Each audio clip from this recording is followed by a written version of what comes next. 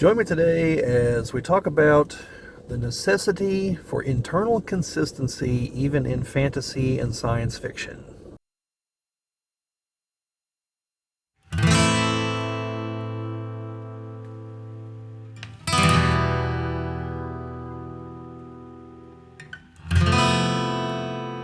This is the Geek Cabal channel. My name is Bobbie, and today I want to talk a little bit about how even though a story might be fantasy or sci-fi or some other type of fiction, it needs to be internally consistent.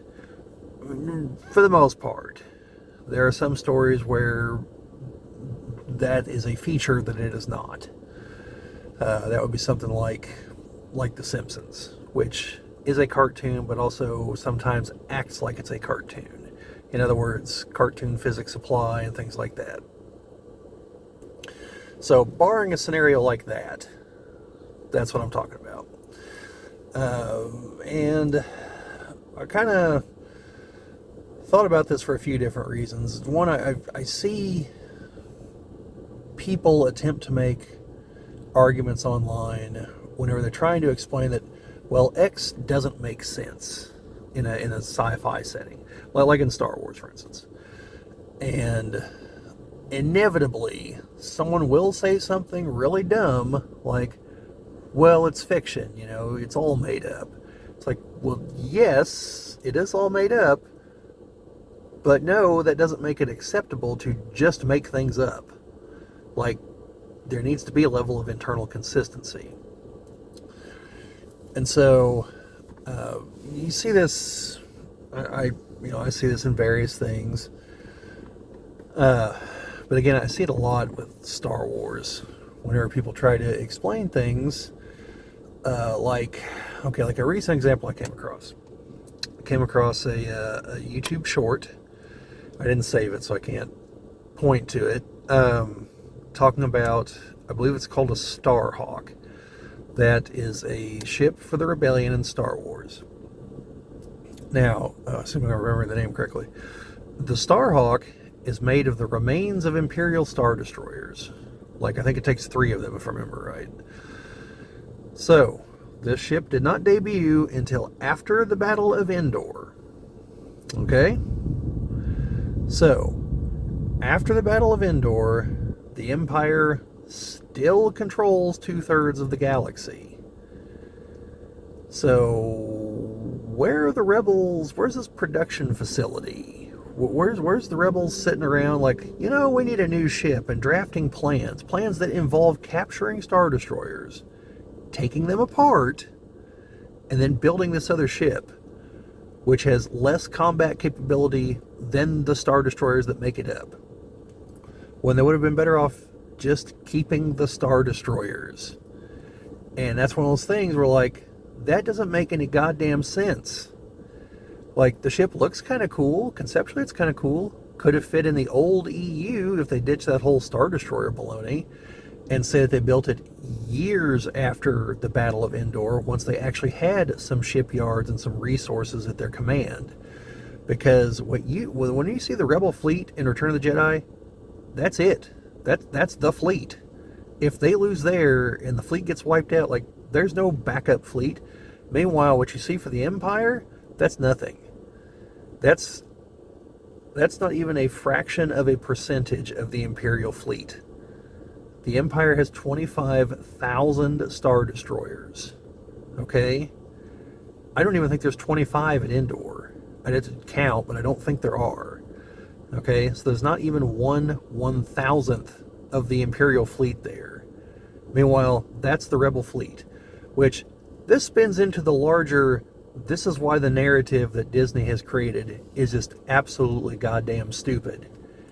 In 1 year, the remains of what you saw there somehow take out the Empire.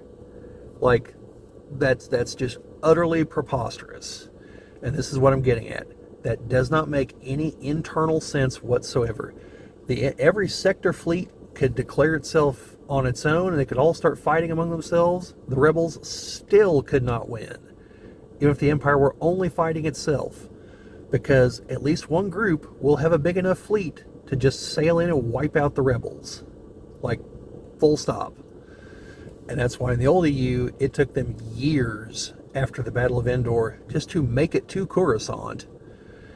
And the Empire still has the Imperial remnant 30 years later, which still controls something like a fifth of the galaxy.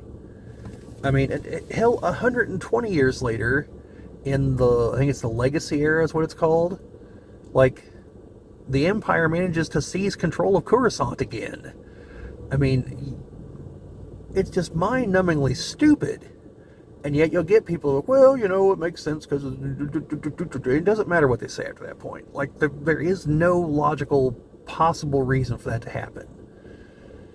And that's why whenever I see videos on other channels like, well, the Empire lost for this reason, the Empire lost for this reason. No, the Empire lost because Disney's stupid. There is no actual logical reason, from what we know from the movies, from the canon, from what we can see with our own two eyes, for the Empire to lose. Like, there isn't. At least not immediately after Endor, because the Battle of Jakku takes place something like a year after the Battle of Endor, and that's the battle, that's the one that settles everything for good and all. Like, a year later, really? No. And that's also why whenever I see these videos, as one guy in particular makes them, I'm just like, what are you even talking about? Like, you're trying to justify this just insanely stupid backstory with logic that doesn't make any sense. Like, like talks about like guerrilla warfare, and it's like, well, guerrilla warfare could actually work in Star Wars to an extent, but the moment you're talking fleets, the Empire wins, because you have to have shipyards and facilities, and those things don't move, and the Empire does. So, but yeah, that's the kind of thing that I'm talking about, is that there will be people that, well, it's just fantasy, well, it's just fiction. It's like, well, sure, but the fiction told us these things. The logical outcome of these things is this other thing, and you're trying to say this third thing, which is just bafflingly stupid in context of the other, would happen. It's like, no, it wouldn't. Yeah, that's the example that just leaps to mind at the moment, but I hear it a lot. And I think I see it a lot in people trying to justify the stupidity in the Rings of Power, which I don't watch. But I see that pop up a lot in those conversations. Well, it's fantasy. I mean, this could happen. It's like, well, no. Tolkien wrote what happened. There's 5 books. If it's not in there, then you're just making shit up. So, which, from the sounds of things, happens an awful lot in Rings of Power. So, this argument, it's just stupid. It doesn't. It's nonsense. Okay. And again, there's the exception of if we're talking, like, say, Deadpool, okay? But even there's an internal consistency. Like, we know the rules. We know there's a character who can break some of those rules, but by and large, there are rules. And so, this is what makes Star Trek fairly decent, because they establish rules for their technologies, and, if they're ever in a situation, they have to explain how they're going to go around those rules. Now, sure, it's all technobabble, but it's usually based on something else we've already seen, some other idea that's already been expressed, and occasionally they actually remember the things they did and they use them again later on. So, it's different there. And so, the other thing I saw was, again, this was Star Wars related, and only kind of related to this concept, but this was, I can't think of the guy's name. I'll try to find his channel and link it in the description. He posts videos, they're just compilation of Disney shills being shills, with some commentary. And first of all, they're great. But this one had to do with someone talking about MacGuffins in Star Wars, and he's like, well, there's always been MacGuffins in Star Wars. Like whenever Luke did the Force pull to grab his lightsaber in The Empire Strikes Back, and I'm sitting there like, you don't actually know what a MacGuffin is, do you? Like, that is painfully obvious. But do tell how that's different. And he's like, well, we'd never seen anything like that in Star Wars before. And I'm like, my guy, this is how I know you're not a Star Wars fan and or an intelligent person. One of those two is true. So, or both. The force pull to grab the lightsaber is telekinesis. Telekinesis, like we saw Vader use to choke Admiral Motti in A New Hope. There's nothing new there.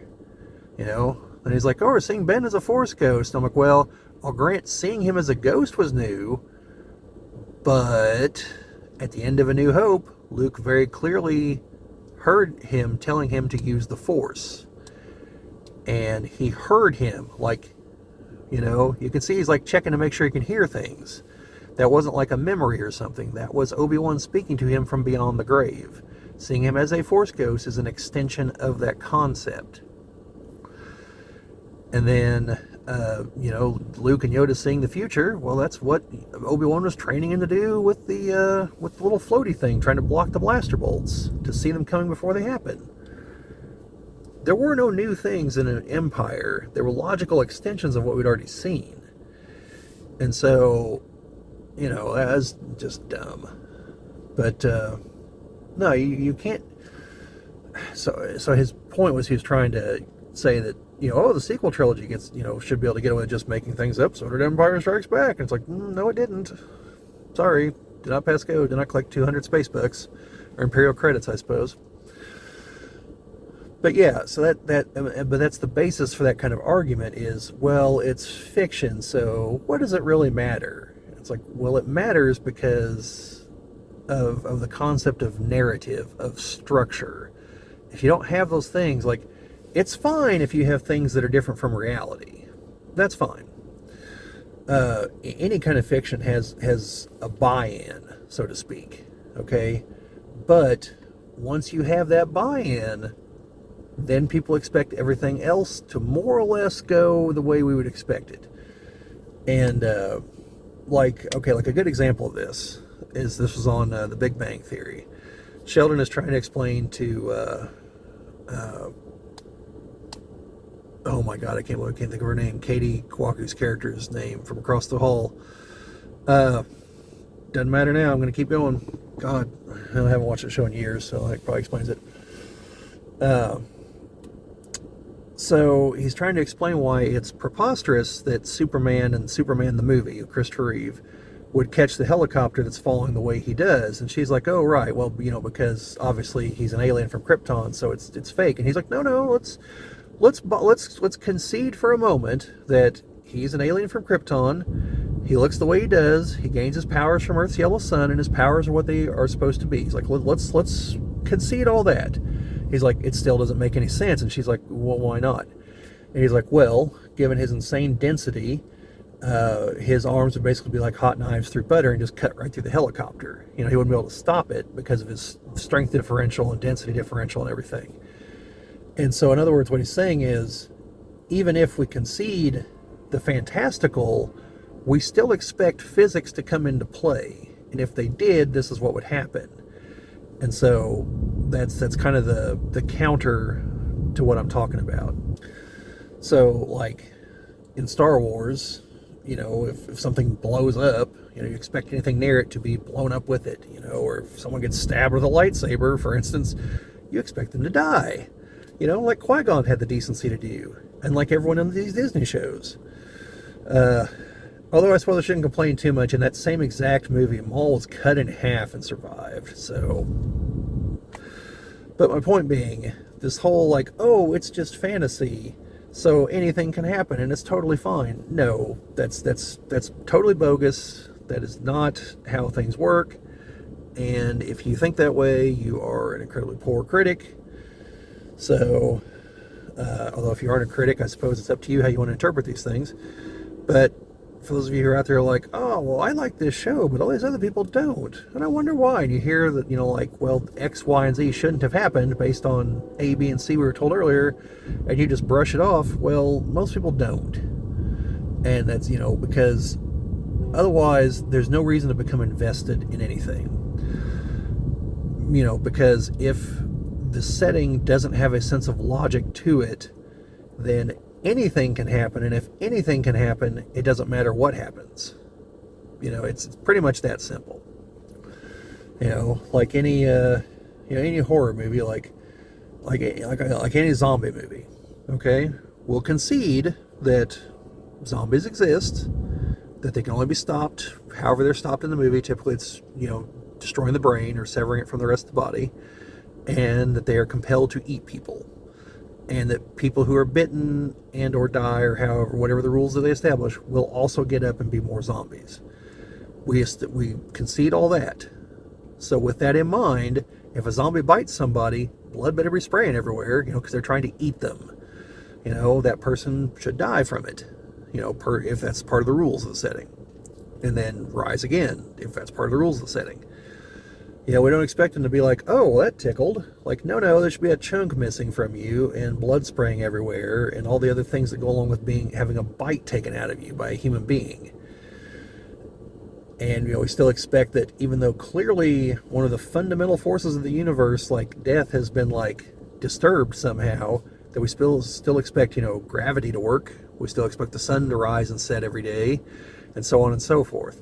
Now, for the characters in the setting to question if that's going to continue to be the case, that's totally fair, because up till that moment in time, things that died stayed dead, and now all of a sudden they're not. That's like a fundamental facet of reality that has all of a sudden been overruled. So for them to question if the sun's going to rise tomorrow, that's actually a fair question at that point, in my opinion. Because clearly something has gone on, probably of a mystical variety. And so even if you establish that magic exists in your setting, magic still has rules. Now, it's magic, so there's probably a way to bend those rules, but it also probably requires someone who really knows what they're doing, like Merlin or Raistlin or wow, I can't believe I've forgotten his name, so I'm just going to keep moving on now. Elminster, that's what I was trying to think of. One of these characters that, is well versed in magic enough to know that they know how to bend the rules to bend the rules. So, anyway, that's my take on it. Like I said, it's mainly just it's an argument I've seen for decades now at this point, where people try to be like, well, it's kind of it's in the same grain as another argument I see a lot of, which comes across like it'll be deep into the argument when someone has clearly lost and the other person has explained, no, you're wrong for these reasons, I can back this up, I can justify my take on things, you cannot, you're putting feels before reals typically, and eventually be like, well, it's just fiction, so it doesn't matter, so why are you getting so upset about it? That is the, I have lost, I'm going to try to save face by making it look like this other guy is too serious. But to anyone that cares, I have lost. That's what that is, an admission of defeat and an attempt to try to turn the argument. And, it's also an incredibly dumb argumentation tactic, because if we're actually looking at things from an argumentation standpoint, the obvious counter is, well, you stayed here this whole time, so clearly you're invested in it, dipshit. Like, well, oh well. All I know is I probably read way too much on online arguments and forums and whatnot. But, yeah. So that's about all I've got to say on that. Let me know down in the comments what you think about this. Am I taking things too seriously? Should I not take them as seriously? Should I be like the Joker? Why so serious? Anyway, let me know down in the comments. Like, share, subscribe, all that fun stuff. But other than that, I'll see you folks later.